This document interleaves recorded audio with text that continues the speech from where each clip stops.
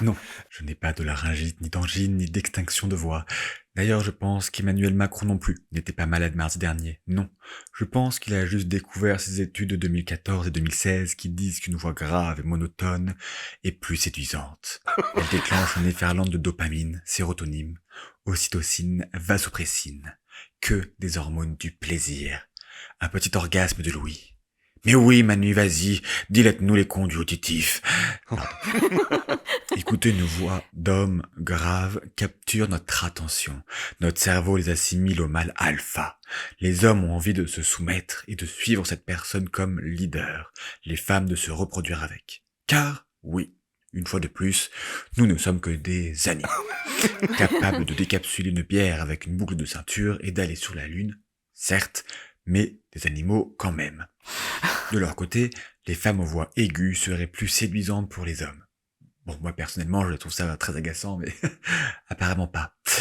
Et pourquoi? C'est très simple. Les voix sont déterminées par notre quantité d'hormones sexuelles. Oui, on en revient toujours au cul, hein, je n'y peux rien. Nous sommes des animaux programmés pour nous reproduire le plus possible, quitte à détruire notre habitat naturel. Sapiens sapiens, hein, pas tant que ça. On reste basiquement des lapins. Plus une femme produit d'œstrogène, plus sa voix est aiguë. Plus un homme produit de testostérone, plus sa voix est grave. Celles-ci sont produites par les testicules. Et du coup, je me dis que Barry White devait en avoir une énorme paire. Bref, ces voix indiquent notre potentiel reproductif. De plus, hommes comme femmes, nous modifions inconsciemment notre voix lorsque nous voulons séduire. Ou de manière consciente, hein, comme lorsque dans Friends, Joey lance son fameux How are you doing? Moi je le fais pas bien, mais il le fait très très bien. Les études montrent aussi que les voix des femmes deviennent d'elles-mêmes plus aiguës durant la période de préovulation, comme pour dire «C'est maintenant les gars!»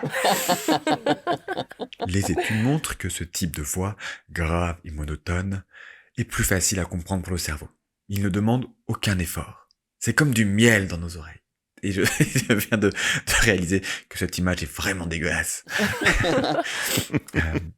D'un autre côté, les voix aiguës, et donc des femmes, activent dans le cerveau la zone dite d'analyse de bruit complexe, la même qui s'active lorsqu'on écoute de la musique. Une voix de femme demande donc un effort de concentration pour être comprise et fatigue vite son interlocuteur. Inconsciemment, on doit savoir qu'une femme a des choses plus intelligentes à dire, voilà, je ne vois que ça, et mérite toute notre attention. À nous autres, mâles demeurés, dont les voix graves indiquent que notre cerveau se trouve bien plus bas dans notre anatomie. Donc, pour séduire une femme doit avoir une voix aiguë, mais ne pas parler trop. Voilà, ce qui explique sans doute que nos femmes politiques ont souvent des voix graves, peu séduisantes, mais faciles à comprendre. Alors qu'un homme, pour séduire et être charismatique, doit parler avec une voix grave.